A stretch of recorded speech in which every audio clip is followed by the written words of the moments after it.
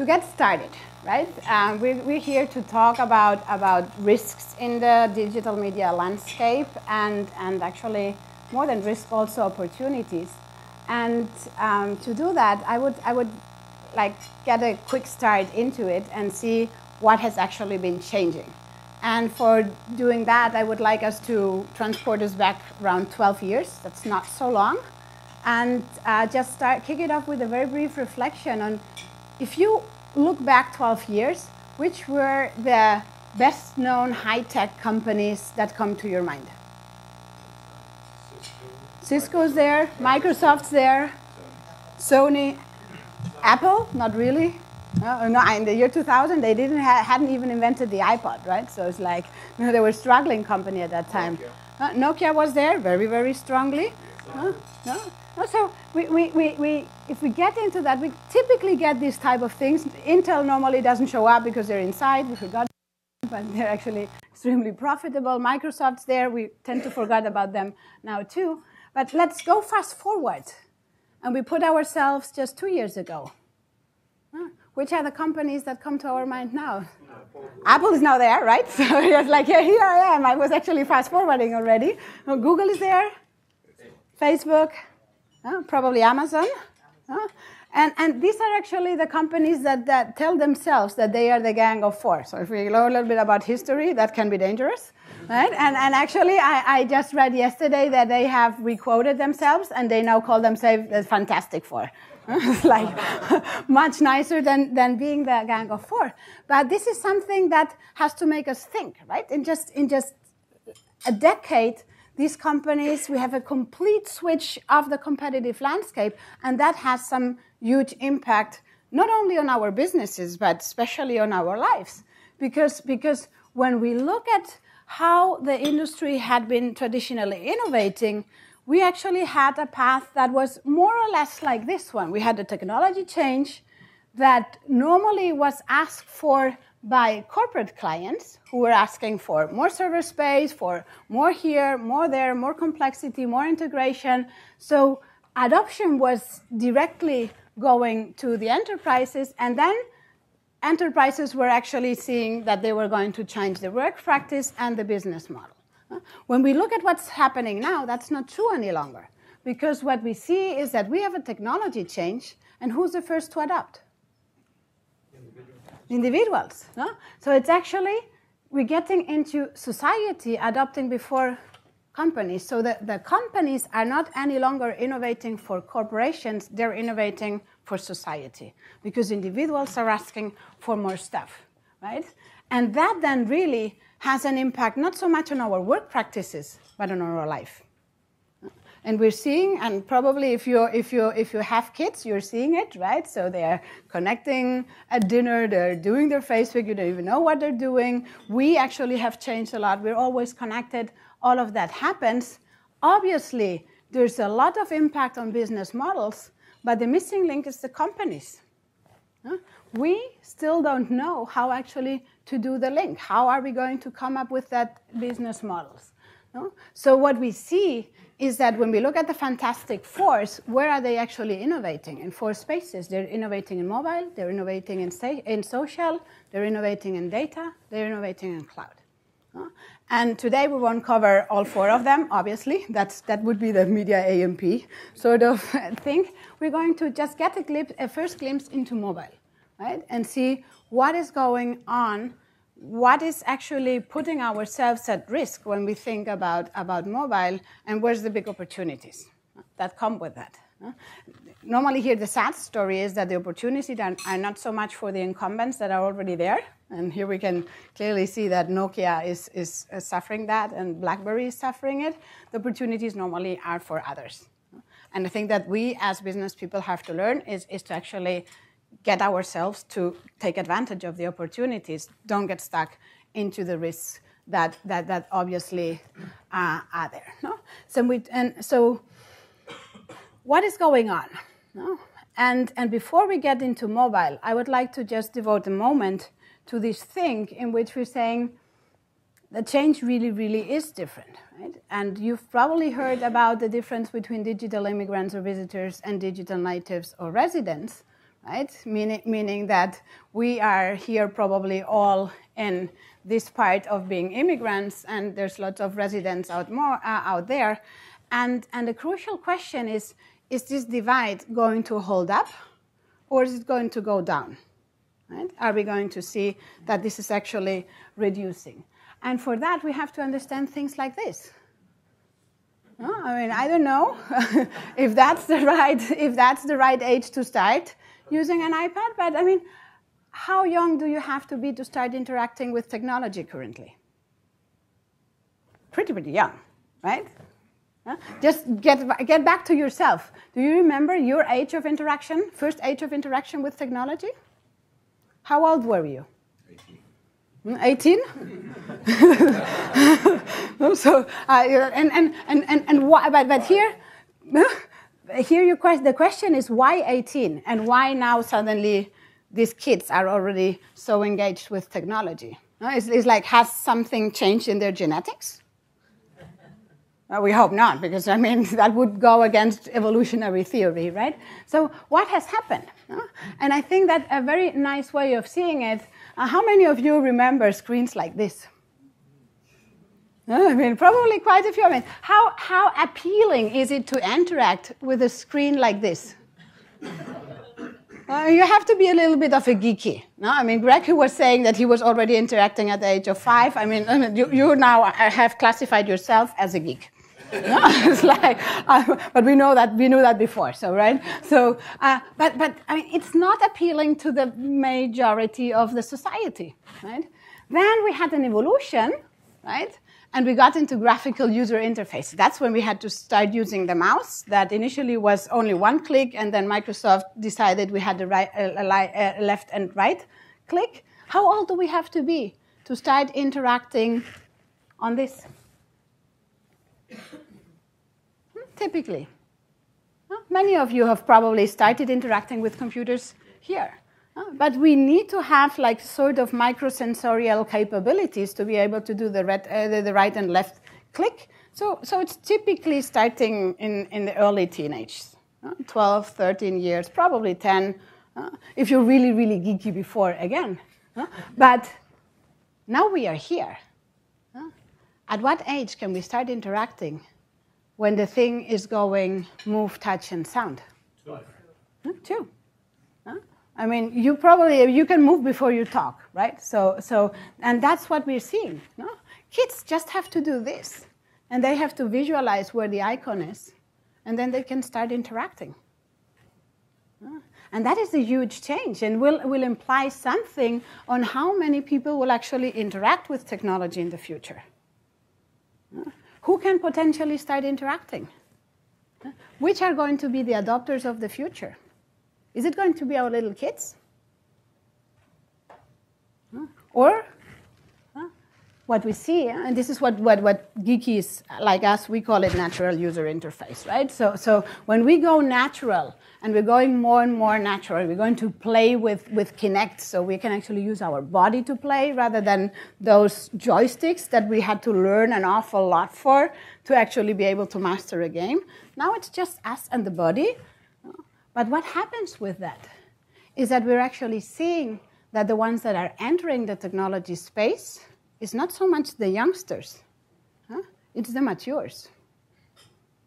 And we're seeing people over 60 starting to interact with technology for the first time thanks to the iPad. And you see that actually every Christmas sales. I mean, that's the typical thing you want to make a present for your grandmother. And it's the first time we actually see those starting to interact with. So what is happening is that the technology breach is actually going down. And for first time in the history of technology, we can actually say everybody potentially can jump onto the bandwagon.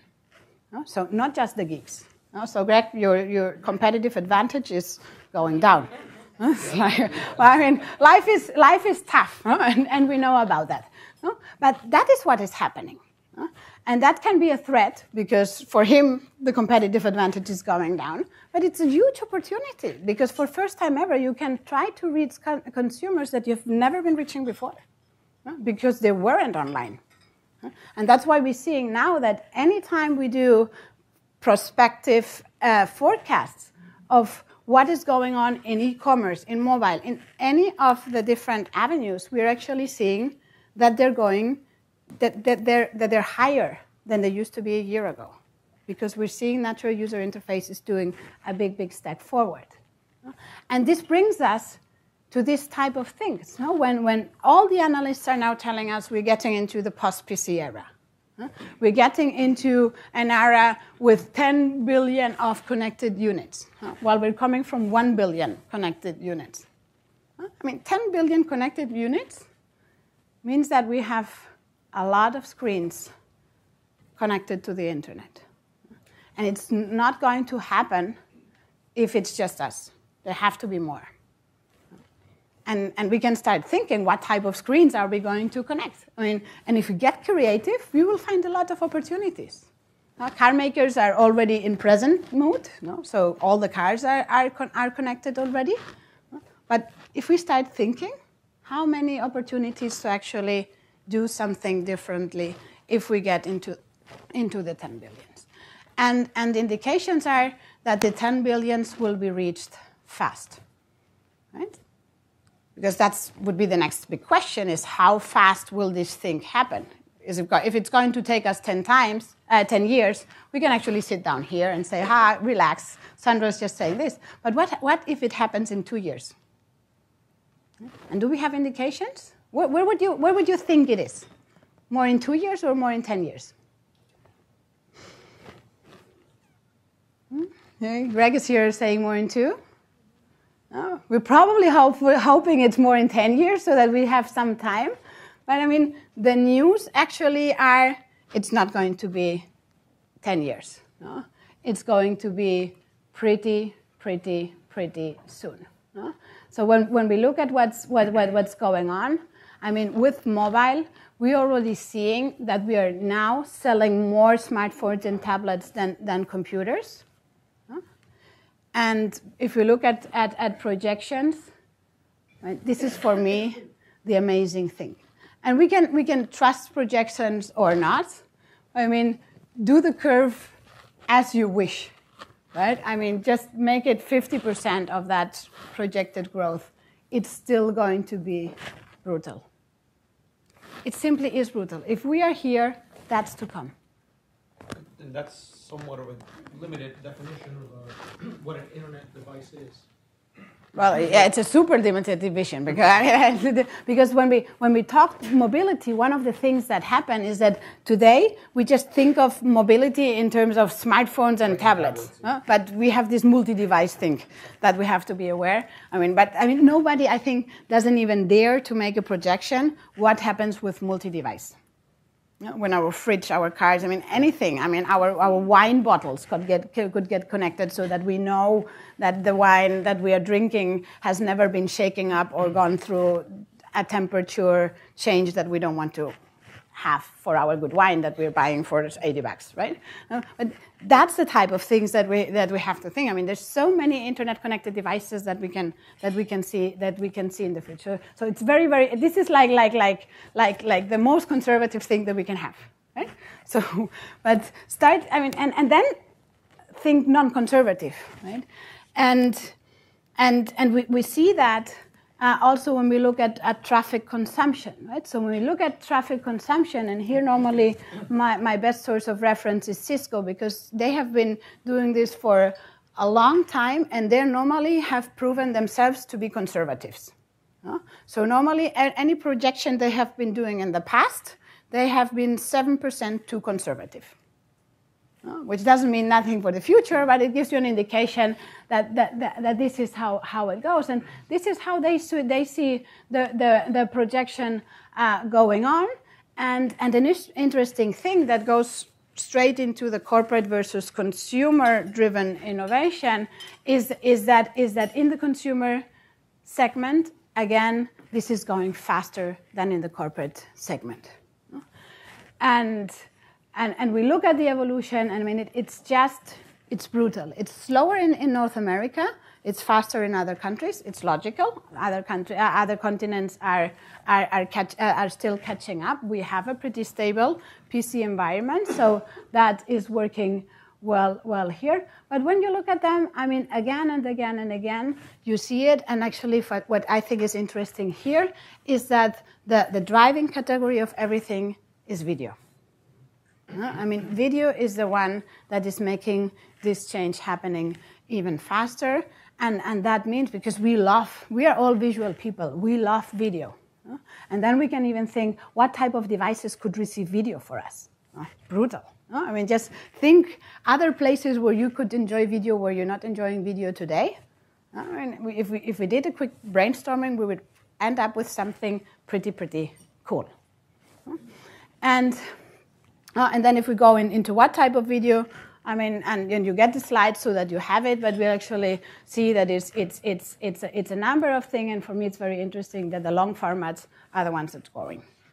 So we're moving away from the YouTube slow bits and beats. We're getting into the longer formats, and if you're checking what Google is doing with Google TV, you're actually seeing that they're ramping up their operations very fast to actually address the long and the live TV type of content production here. And this is starting as we speak, right? Because we see on fixed nothing is happening, on mobile things is happening, mobile on video is going extremely fast, and that's why we have to understand mobile. And that's why we're here today, trying to understand mobile and understanding what is the current state of mobile and where are we going to move mobile in the next years or so. So we're going to be a little bit speculative here. But I think that's the interesting thing, is to get us thinking on probable scenarios for the mobile space. So before we look at it, just a caveat. We do remember what happened when the internet started. Right? We knew ourselves saying, it's not going to be that big. It's something. We can probably all agree that we live different today than in 1997. And when we all look at the growth patterns that we're seeing currently in mobile, they're pretty comparable to the growth patterns that we had when the internet was actually starting to kick off. So my take on this is we should just think that what we're seeing in mobile today is just the beginning. And if you think, so much has happened, well, there's even more to come, right? Because the numbers clearly show us we're on more or less the same path. And then we'll have to understand, and I think this is the key message, because Apple did it very well when they introduced first the iPhone. But we have to understand it's not about the technology. It's about our needs. It's about what we are doing. And that's why I would like to start off saying, what do we actually do differently in mobile? We all have been part of the first mobile revolution, last 5 years, since the iPhone actually got us the mobile internet, and then the rest followed. What are we doing? Are we doing more use of mobile? Are you spending more time with your mobile? No? Of course. No? And then we have to ask ourselves, what time am I using? Right? And a very old statistic here. But what we actually see is that, okay, telephony is still there, thanks God. Then mail actually is still there. That's actually not thanks God, right? But then we have all these other combinations. So web is part, but then there's all this other world of things that have opened. And here they were actually saying, well, it's like 50 minutes of new activity per day. Would you agree with that? That you like 50 minutes more on your mobile every day than you used to be 5 years ago? Oh, it's probably conservative, you say? Like only 50 minutes, much more. But then we have to do the next question, which is where do you get the 50 minutes from? Because a day has 24 hours. No? So if you've read 50 minutes, where are they coming from? Just multitasking? Some of it's replacement. Replacement of what? I mean, it has to be replacement because we used to have 24 hours and we still have 24 hours? Right. Yeah. No, but so what are we replacing? Well, certainly news and that social element. The social element. No longer newspaper. But you know what we're most forward replacing? And that's why I think it's so important to ask us, what are we doing? Huh? What we're replacing most is waiting time. Huh? We used to wait a lot, and now we are getting very nervous if we have to wait. I mean, why are you so nervous about leaving your mobile phone at home? I left it at home today. I always got a nervous crash. It's like because now if I have to wait, I have to wait. Huh? I mean, I don't like waiting. None of us likes waiting. But when we see that and then socializing was here, as you were saying, you know, and a number of other things, and you don't want to see that people are actually taking a shower with photo. It's like, okay, no, forget about it. But when we see that what we're actually substituting is waiting time, we can understand that some activities will work better with mobile than other activities. Social networks work extremely well because it's just when you have a minute that you update on your status, that you check on your friend, that you do that. Email doesn't feature that well because you probably have to respond a long email. So social networks work extremely well with mobile, and we're actually seeing that this is something that is happening. I mean, Facebook is saying every day they can that they actually a company that would have been created on mobile, but they were ahead of their time. So this is something that we have to keep in mind when we think what is going to happen on mobile. It's very important for media companies, obviously, because you're not going to get the long formats on the tiny mobile as we know it. We have to see what happens with tablets because they behave very, very differently. But it is a thing for replacing waiting time. So for the short bits and pieces, and that's what many people are actually complaining, saying that this is actually not good for me. And we've gotten into a very different mobile space in which apps actually have shown that they are pretty disruptive. It's very different to be on the open internet from a PC or a laptop than to be in mobile. Because on mobile, we're actually enjoying more and more time spending on apps than on the open internet. Going browser-based. And we all know that and so the disparity is growing, and we can actually see that App Store revenues are really peaking. If there were just 9 billion in 2011, we're now up to something like 60 billion on app revenue here, and most of that revenue obviously comes from Apple's App Store. And also interesting to see that since we've moved on to an operating system platform game, Android is the one that is actually taking the lead, right? Apple iOS is doing fine, and we all know about others, quote unquote, struggling. Quite interesting question is going to be that we want to address in what's remaining of the session, if they will continue to struggle in the future, or if there's still room to catch up. There was a window of opportunity, Windows is closed, and now we have those two, or there is a new window of opportunity opening again, and there may be next one in the future. That's the type of thinking that we have to get ourselves in.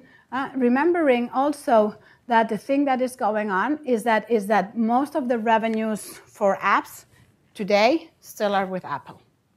We don't get them, Google doesn't get them that much. The Android platform actually has a much harder time monetizing their apps than currently Apple has. And the logic is very, very simple.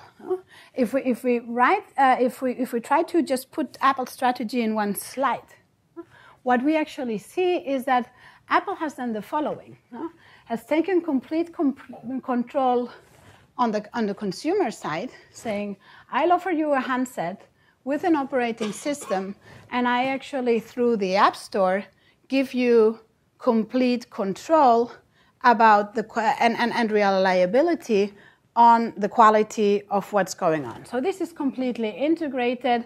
I have a gatekeeping function on any content that is actually going to be developed concretely for the iPhone or the iPad that you're enjoying. Then I also give you the option through the browser, obviously, to go to the open internet. But this is a complete control strategy approach. Closed ecosystem as we know it. Is that the approach that we like?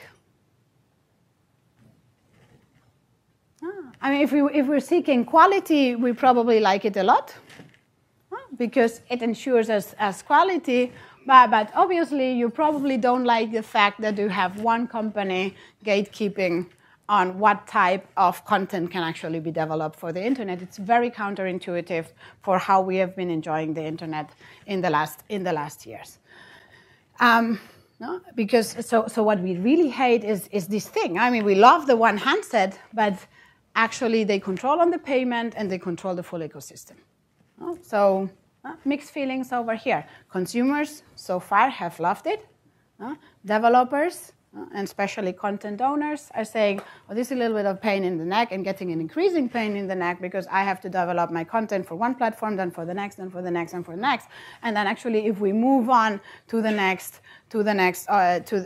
version of the operating system, Apple is not very good and hasn't been good in their history on actually making sure that there's backward compatibility. So we have to actually do this again and again. So then Google, with Android, is following the opposite approach. Just saying, you know what, hands off here. I put Android here, and then if you're a handset producer, just feel free. Adopt Android. And then if you're a content developer, also feel free. Just put your apps here. And then if you're a distribution channel, just build it. And you can be a telco and have your distribution channel. You can be Amazon and have your distribution channel and then actually close the store on top of Android. We don't care about that. Is that an approach that we like? Developers, definitely. Right? Because they have their thing there. The distribution channels love that approach too. But what about the final user? Not so much. Because we have to handle that nasty thing of fragmentation. If I have an HTC, the thing doesn't behave exactly the same way than if I have a Samsung thing, and either Samsung is doing, and Google together probably, is doing a job on preparing that app really for me, or I might have to go through some own customization, which, if I'm not a geek, I probably don't like. Although we are getting more geeky. So, and that is our current situation. So when we look at it, picture today is pretty much something like that. One platform dominating with apps that have been written for the iPhone and the iPod. Then a second one, the contender, growing fast, getting bigger, actually here bigger already, here on the app side still not, especially when it goes for tablets. And then I just put these two because we have to keep them in mind, but I mean we can still think of other ones in which we say what is going on. So this is our current picture. Sandra, I'm not sure I agree that Apple have been poor in terms of backward compatibility. In fact, they have been quite aggressive in terms of providing updates to iOS for free. Now, some devices don't work and do everything, but it's an 80-20 thing. And if you can buy a device and know that you're going to be able to stay current until at least the next device comes out. One device. But the problem is that what happens if you have an app developed for the first iPhone? Is that going to work on iOS 6? No. And that is what we traditionally have been used to. I mean, Microsoft, with all its flaws on the operating system side, used to guarantee us that whatever old document we were having, we could actually open it in the latest version of Office. And Apple is just inviting everybody to move forward, which can be very good because it's a clear message to innovation, right? It's like, if you don't innovate, forget about it. But the backward compatibility on the app side, can you actually make it sure? I mean, with millions of apps out there, the old ones, you just want to forget about them. That's Apple's approach. That's what I was meaning when I was saying limited backward compatibility. That's always going to be the case with the leader. The first device that came out. And so to take the very first smartphone or of that class as an example doesn't really work. I don't think, and I kind of agree. And you're going to get that because they're going to transform their product as they get feedback and such. Yeah. But you're right. I mean, no one has been able to do that successfully. It's essentially, I mean, we just should acknowledge that this is how it currently goes. Ellie, you have another question on the back. I don't think it's not Apple's first phone, it's every phone. So the apps on the new iPhone 5, those apps, they're put in bars on the sides. I mean, so you have to rewrite all your apps everything for everything. So this is always happens with Apple. It's their philosophy across all their technology. It's just like how the plug doesn't work. Yeah. I mean, everything is about. It's just like how you can't replace the battery. I mean, this is Apple's philosophy, and I think it's never gonna go away with iOS. And so the only thing that we have to understand is actually this is not a situation that is optimal, right? We probably would like to be able not to be forced to be continuously upgrading ourselves. Some people say, I mean, I don't want to move from my iPad 1. I mean, it was a lot of money, and now I'm actually forced to move into the new iPad and the thing, and now I'm going to be forced into move into the thing. And on the Android system, exactly the same happens, right? I mean, nobody is currently in the mobile space ensuring backward compatibility, so it currently is an issue. And if we have an issue, we normally have people trying to solve it, right? And the way we're actually seeing solutions going up is that some people solve it at a different layer. And just take the example of WhatsApp here, and WhatsApp saying, okay, we have these siloed platforms. I don't like siloed platforms. I am in the business of connecting people, so what am I going to do? Well, I will just solve it at the app server level. And I still have to do some little adjustments, probably on my little apps, but actually I will make sure that backward compatibility and also cross-platform compatibility happens, because I am actually going to centralize my service over here. And now I think that we could all agree that we're extremely happy that if you're an iPhone user, you can actually talk over WhatsApp with an Android user, because you couldn't care less if your friend is on Android or an iPhone. And they can even be on BlackBerry or Windows. You just want to talk. And siloed approaches are not good in getting us connected. And this is a communication device. And the internet is about communication. So we need to see what we can do to improve on the current communication. And we're actually seeing, right with you were mentioning the launch of iOS 6.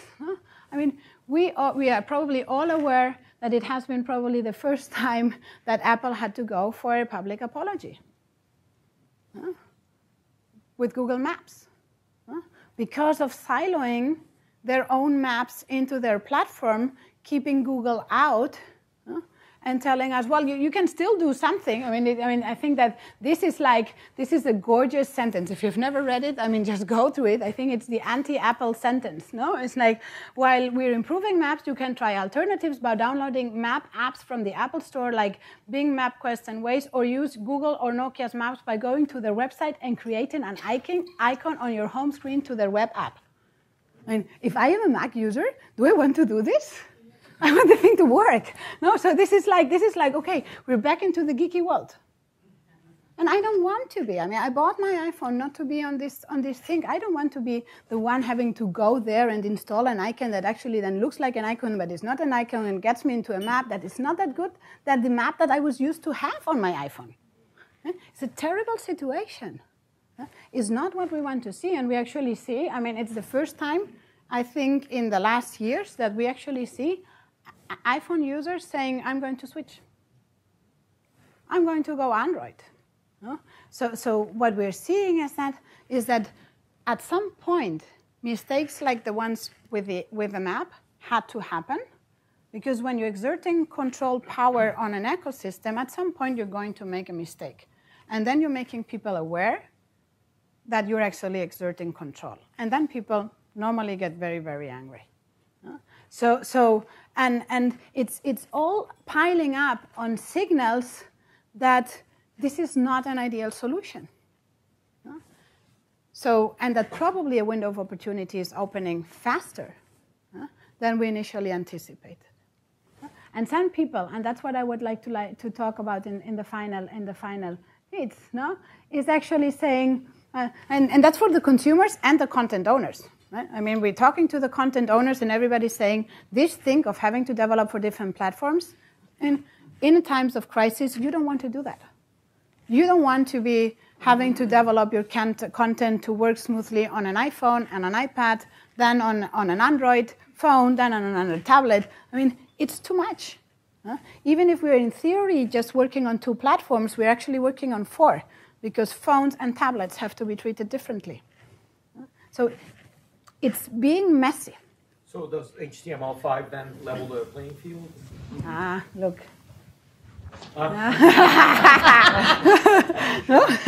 So that's. I mean, I think that's the question that we all have in mind, right? Is HTML5 going to make a big change, a small change, a fast change, a change for everybody, or it's just a change for some? And I will tell you, I mean, there's no solution to this currently. But what I would like us to just think together on what is going on here. I mean, how much of a change is HTML5? So for the ones, I normally assume that not everybody is aware what HTML5 actually is or does. Like just conceptually very, very easy. This is like getting rid of all of this, and then just say, let's put a browser back into play, which is how we used to see our good old internet, right? We were just executing HTML pages on our browser, and by doing that, we were happy, right? Because we could actually switch browser. If a better browser was coming up, we were just switching browser, and the web pages were still remaining the same. So the promise is, if we get HTML5, we can again get back into a mobile internet that goes from a browser, and that will be populated with quote-unquote little web pages that actually can be downloaded in form of icons so that I can bookmark friendly on those pages, and that will be my world. Nice vision. We have to understand that 5 years ago, that was exactly the vision that wasn't allowing us to get the web to become mobile, right? Because HTML didn't have the capability to make the content friendly enough for us to use it. So HTML5 is just the evolution as an attempt to now make the content friendly enough for us to use it on a phone. With features, for the ones that are non-techie, such as being able to identify what type of content that is actually on a page should be sent if the screen is small, if the screen is middle size, if the screen is big. So we can actually suddenly get into modularity. It also offers some increased security, but it's still a language that is in the working. So we're developing HTML5. It's still not a stable set standard. And here the question is going to be, how fast are we going to be in developing the thing? Because once we have it, obviously, the nice thing is that we're not platform dependent any longer, right? So we can just move around and nothing will happen. And actually, this network externality here of us rushing to Apple or to Android will be broken. If you like a a BlackBerry better, you'll just go with a BlackBerry and you'll still access everything. And if you like a Microsoft Nokia sort of phone better, you just rush off to Windows and to Nokia again. No? So that's the good thing. But there's this little issue on quality. So how good is actually my content if I use HTML5? And that is the current state where we are today. When you look at what is happening with Google Maps on the iPhone, because we don't have the app any longer, we can probably all agree that we think that we're back into history. Right? Because it doesn't give us the same functionality. And we can, I mean, if we look into Google, we could probably guess that they're working really, really hard to get it, but it's still not there. And we're all hoping probably that there's something coming up at Google. Olga's from Google, and she's just smiling here. We're not going to ask you about this, so don't worry. But I mean, we can all probably guess that they would love to be coming out in a week, with an announcement. We are back here, and we will all switch back immediately. But that's the tricky thing. And it emphasizes the attention to the networks. Cell networks, for many of us in this area, HTML5 would not have helped last week or the week before after the storm. You couldn't access any of your apps suddenly. The bandwidth problems, and then also data plans. We don't have ubiquitous unlimited data plans to support that. And it is an issue, and we know HTML5 and offline is and disgrace. I mean, no, so that is there. But what's interesting for me to see is that we have to see what's the incentives of the different players of the ecosystem to move HTML5 forward fast or slow, and then getting examples like the FT.com. And we had recently here the managing director of FT.com explaining us his project on moving Financial Times into HTML5. And he literally said it was just an experiment for us to prove the market it's possible and to get others to get their act together and to move. So they launched their HTML5 app for Financial Times, and if you're now if you're reading Financial Times from the iPad, you're probably not even aware that it's HTML5, but it is HTML5. And he just made a case, and he said, I had no clue if I was going. It was a very exciting talk, because he said, I had no clue if this was going to work. I was just going to try to prove the market that working with this standard and being proactive in developing it, you can make it good enough. And if you try FT.com, I think we can all agree it is as good as an app would be. And it's on HTML5. It's actually not the pure open HTML5. It's an HTML5 optimized for the iPad, which sort of goes against the whole vision of it. But well, I mean, at least it proves that media people are extremely eager to move the standard forward, which is how it should be, because you're the ones that have to develop all the content, which is very, very expensive for the different. But then the more important question is probably, what should the leaders do? How do we see Google? Google endorsing HTML5? No doubt. I mean, they're like the kings of HTML5 from the very beginning. It goes with open source, and the whole thing is there. What about Apple?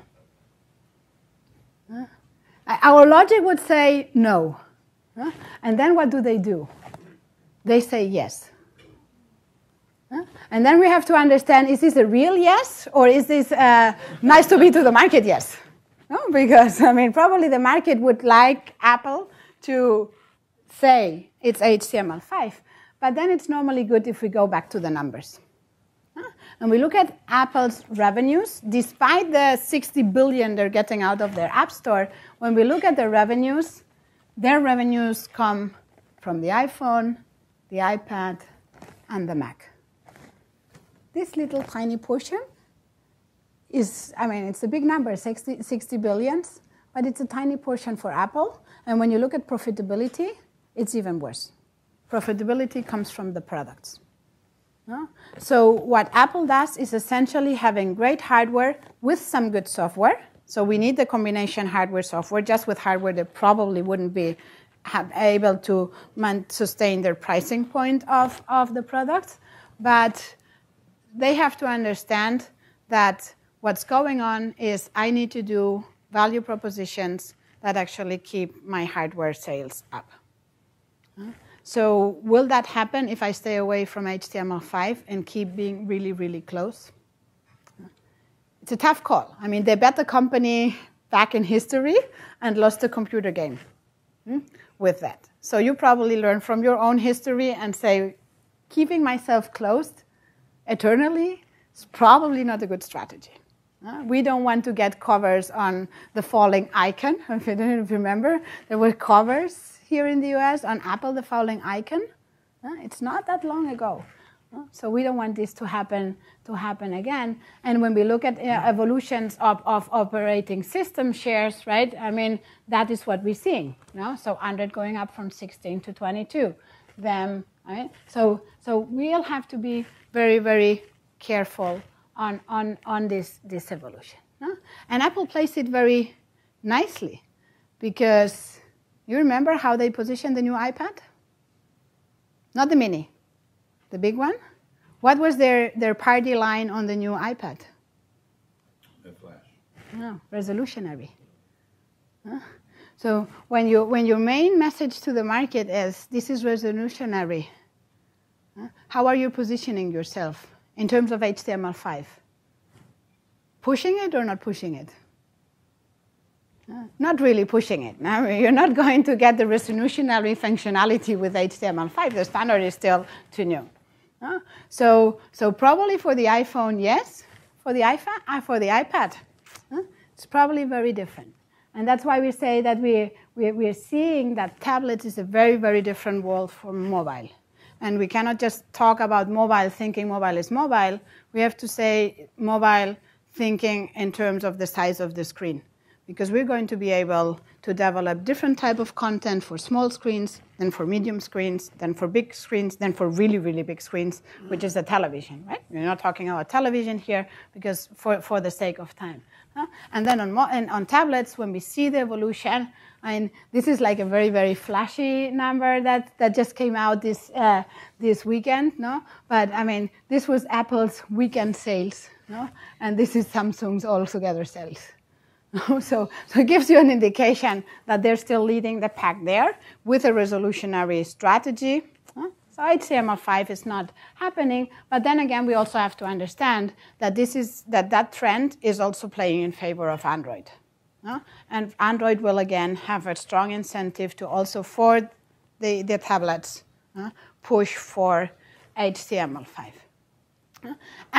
And this is how we should then see it, no? So probably we're not going to see this. Probably what we're going to see in the future is this.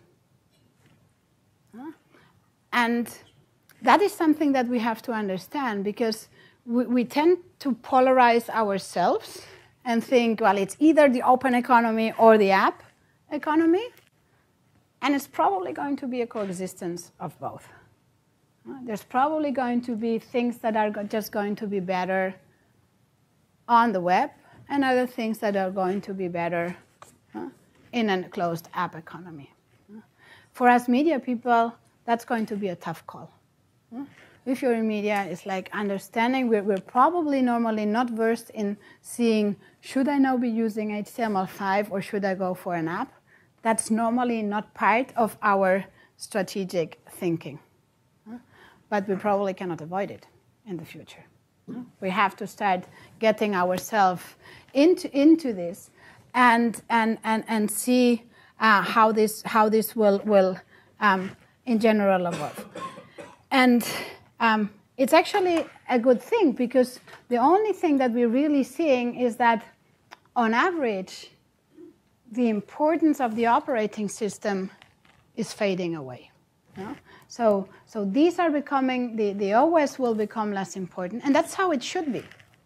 Because what should be important? The content. And probably the hardware. right? But not the operating system.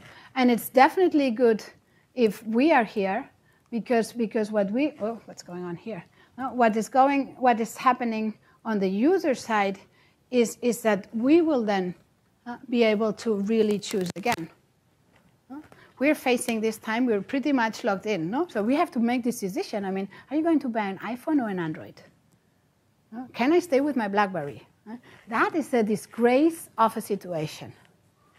So whatever happens here, if we go for this mixed type of environment, I think the good news is for the users, because they probably will see that they again will have more increased freedom of choice vis-a-vis what was going on, especially in the last 18 months or so. And so I would like to close this. Actually, not with myself, but I normally like to listen to the real experts on this. And I think that one of the real experts on this is probably Larry Page. No? I mean, his eyes are definitely on mobile. And in the last Zeitgeist conference that he had, he was actually asked about how he sees the future on mobile. So I just would invite him to virtually come into this place, no? and just give his opinion. So here we go. Hi, Larry. Miguel Helf with Fortune Magazine. The switch over to mobile in computing has stumped a lot of companies. So far, Google seems to be doing very well and obviously is leading with Android. But there's a persistent thinking out there among the punditry that search in mobile is going to affect search negatively, that people will go directly to apps and things like that. What's your view of the future of search on mobile? Well, yeah, I mean, we have a very large app store with a lot of apps, so I think we're pretty well situated there. I think people get a little bit too hung up on those things. There's things the web does well, there's things that apps do well. There's things that apps do well that the web doesn't do well, and things that the web does well that apps don't do well. And I think if we do a good job, the web will get better and apps will get better, and they'll kind of be blurred. So I don't actually... So that's his point, right? So the blurring thing going on, the web will get better, apps will get better, and we'll probably have to get better in making decisions on what do we do. And I'm actually pretty worried because I have people, more and more executives are telling me, no, but we're already going HTML5. It's like, hey, wait a minute. Because, I mean, there's things that probably will go better in apps. And I think that Larry Page is a very, very reflective person on these things. So listen to what the technology leaders say, I think is extremely important, as is actually also seeing that changes may happen very, very soon again. We kicked it off starting about evolutions in natural user interface. Everything that we are seeing is still with touch screen so far. But we're talking about improvements in voice, we're talking about improvements in movement, and some companies are pushing it hard. And we tend to sort of disregard Microsoft for this, but we shouldn't forget they just launched this. And even if we see Surface is not doing that great since the launch, I mean, it's Surface. It's an attempt to change things again. And their incentive to attempt to change things is really, really, really big. Right? And they're pushing very, very hard. And they have done great advancement in a different industry, which is games. So can they swap over to mobile eventually? They probably haven't this time, although they thought they would. But we should keep it in mind. I mean, natural user interface innovations are the ones that probably will lead us to the next window of opportunities. Which leaves me to the end, which is like we have to continue looking at this, and the immediate thing is what type of innovation is going to happen within our current ecosystem. But then understanding that there may be a need to jump the curve, right? To move on into something that is radically different, and that we actually don't know when it's going to happen. But we see that there's players out there trying this. We look at Microsoft because they're the big ones. If we look at what's going on in the startup scene, it's amazing. I mean, and we need to develop tracking capabilities that actually make us see this. No, so what if a new disruption happened? In which phase might it happen? That is the question that I invite everybody to have in mind, even if it's just from time to time.